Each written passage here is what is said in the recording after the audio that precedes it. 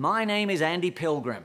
In this video, I'm going to address the dangers associated with drivers street racing and doing driving stunts on public roads. Every driver knows, public roads are no place for street racing or driving stunts.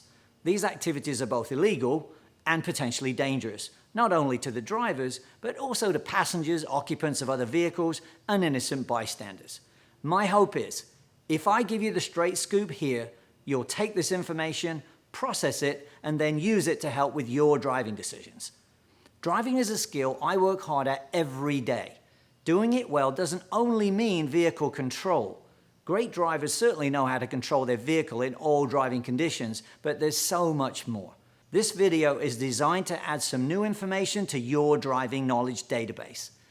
I've been working in the field of traffic safety education for over 20 years. During that time, I've spoken to literally hundreds of thousands of students, driver education teachers, parents, and corporate employees, plus produced numerous traffic safety education videos, currently used by thousands of teachers in their classrooms. I think it's very helpful to have a little background on the person speaking to you, especially in this particular area of traffic safety. I was born and raised in the UK. My interest in cars and motorcycles started when I was very young. I used to dream of maybe one day becoming a race car driver, but racing costs money, and my family certainly didn't have the kind of money to put me into go-karts or race cars. I quickly realized something. I'd better work hard in school.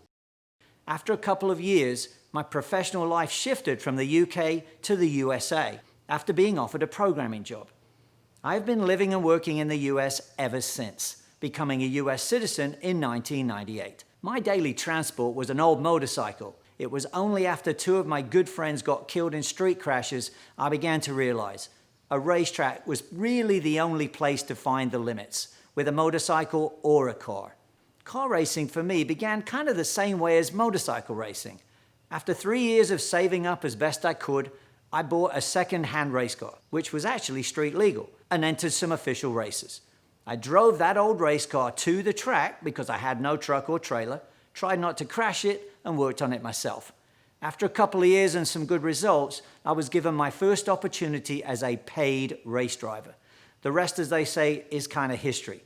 I've been a paid race driver now for over 30 years, won 5 championships and over 70 races in my professional racing career, which actually still continues today.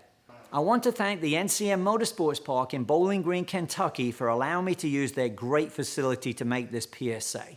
Actually, we're in their race garage right now.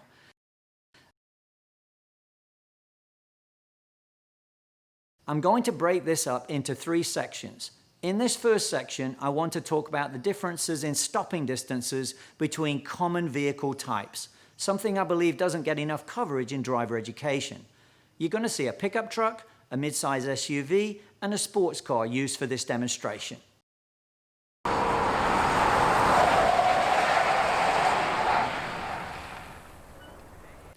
As you can see, from 60 miles an hour, the pickup truck stopped in 153 feet. We use an average of 3 stops per vehicle to get an average stopping distance.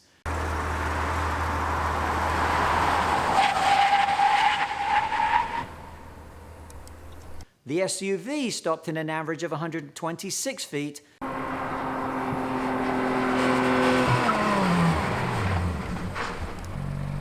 And the sports car stopped in 85 feet.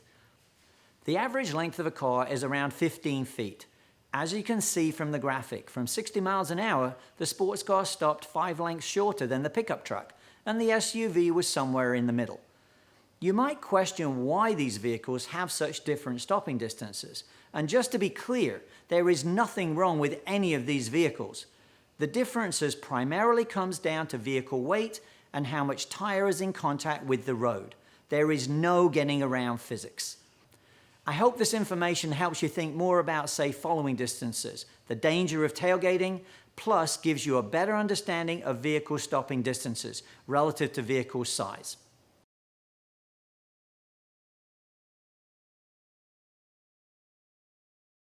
In this section, I'm going to address speed limits, speeding, excessive speed, driver perception time, driver reaction time, and stopping distances.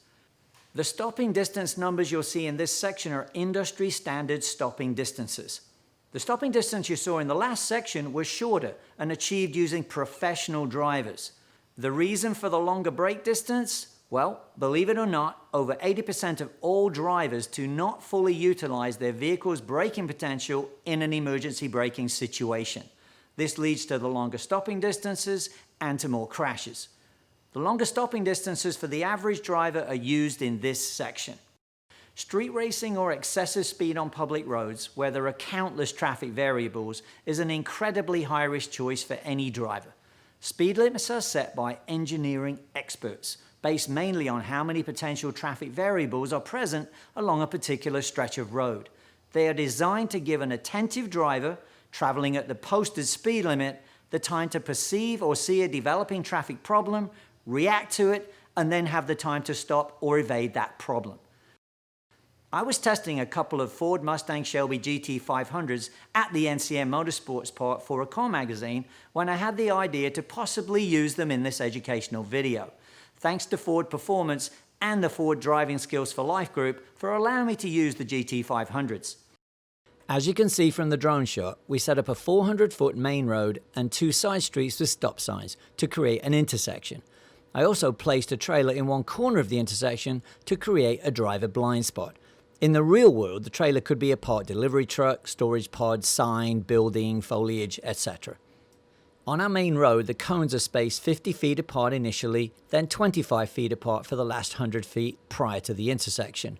On the top graphic, you'll see we made the cones as orange circles.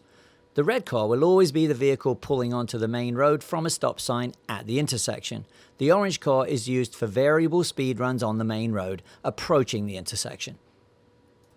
You can also see there's a visibility line at around 125 feet. The diagonal line goes from a driver's sight point to the point around the truck, and that's his visibility limit. He can't see further back up the main road than around 125 feet. As you can see, perception, reaction, braking zone boxes just appeared in front of the orange car. Those boxes represent distances, and they will increase in size as the speed of the orange car increases. The perception and reaction time boxes represent 3/4 of a second each. That's the time an average fully attentive driver takes to perceive and react to a traffic situation. The braking zone box will represent the amount of distance the orange car will take to come to a complete stop. Just to confirm, the main road has a 30-mile-an-hour speed limit. This first speed run will show the orange car at 30 miles an hour.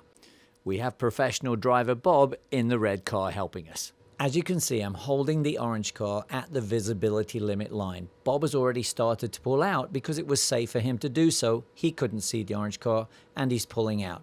As you can see, because the orange car is doing the posted speed limit of 30 miles an hour, the perception, reaction, and braking zone distances are safe. Bob safely continues through the intersection. Due to the increased speeds from this point on the main road, you will not see Bob and the red car trying to negotiate the intersection. It will be open as we drive through it. The orange car is now doing 45 miles an hour, and we have it on hold just to make the explanation here. The perception and reaction times are still 3/4 of a second, but as you can see, the distances have increased. The braking zone has also increased, and remember, that is the distance required for the orange car to come to a complete stop from 45 miles an hour.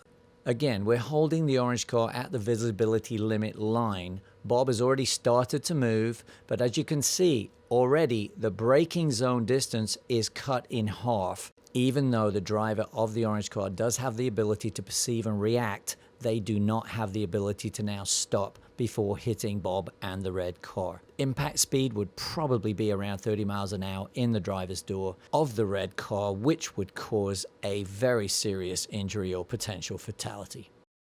On this run, the orange car will be doing 60 miles an hour. That is pretty excessive speed. And as you can see, the perception and reaction boxes are longer, but they're still 1.5 seconds. The braking zone is also been extended for the speed.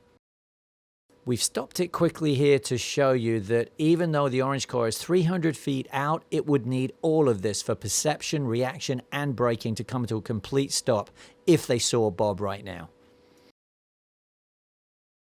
So Bob has started to pull out, but as you can see, there is time to perceive, time to react, but no time to brake. This would probably be a 50-mile-an-hour impact into the driver's door, and I think poor old Bob would not be with us anymore.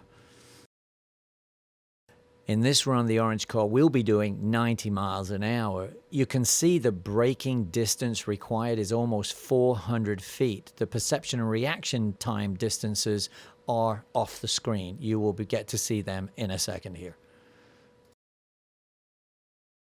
We stopped the orange car here to show you that the perception and reaction distances for the 1.5 seconds takes the car right to the collision point. There would be no mitigation from 90 miles an hour if Bob was to pull out here, but Bob hasn't started pulling out yet. He's just about to.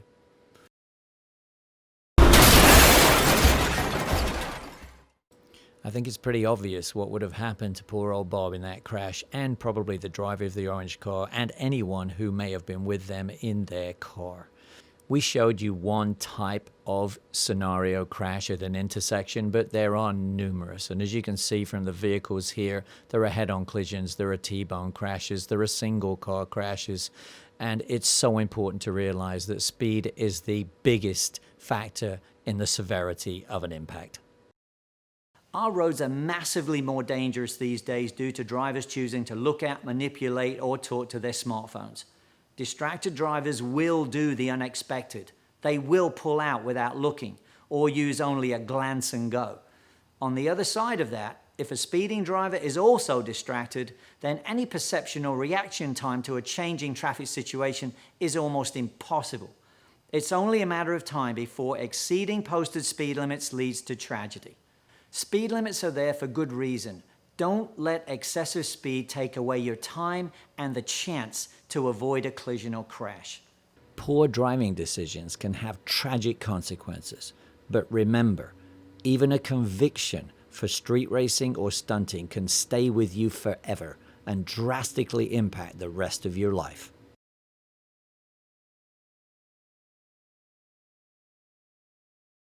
In this final section, I want to address drivers who choose to do driving stunts on public roads. I have been paid to perform stunts in cars and even on motorcycles for many years. I've performed them in TV commercials, for car magazines, and for charity events. The biggest issue with drifting or stunting a vehicle on public roads, apart from it obviously being illegal and dangerous, is the inability for a drifting or stunting driver to immediately react to a change in traffic conditions. Why? Because it takes time and distance to undrift a vehicle. You may not have the time or the distance. Only when the vehicle is back under full control can the driver attempt to avoid impact with another vehicle, maybe even a cyclist or a pedestrian. One note here, please never turn your vehicle traction control or stability control off on public roads. It's only a question of when, not if, there'll be a collision, crash, or potential tragedy. I hope you work hard to constantly develop your driving skills. They might save your life or someone else's life one day. The most important driving skills I use on public roads are eye scanning and situational awareness, and it is impossible to do either if you're distracted. Please remember, keeping your foot on the gas pedal is the choice of the driver. I'm a racer. I get it. It's easy to get caught up in the moment, but be that driver. The one who understands it's okay to back off the gas, to take a breath and slow it down. Be that driver who recognizes the corner looks good, but that spontaneous urge to drift is just not worth the risk to yourself, to passengers, and maybe innocent pedestrians you don't even know. Racing and stunting are activities to enjoy and practice in a controlled event space or at a racetrack facility. If you want to try your hand at racing, drifting, or stunting, there are numerous sanctioned groups, clubs, and organizations all over North America with events for beginners to experts. But please, never on public roads. It's all fine until it's not. And trust me, when it goes wrong, it never goes back. It's forever. The laws of physics never quit. I wish you all health, happiness, and safety.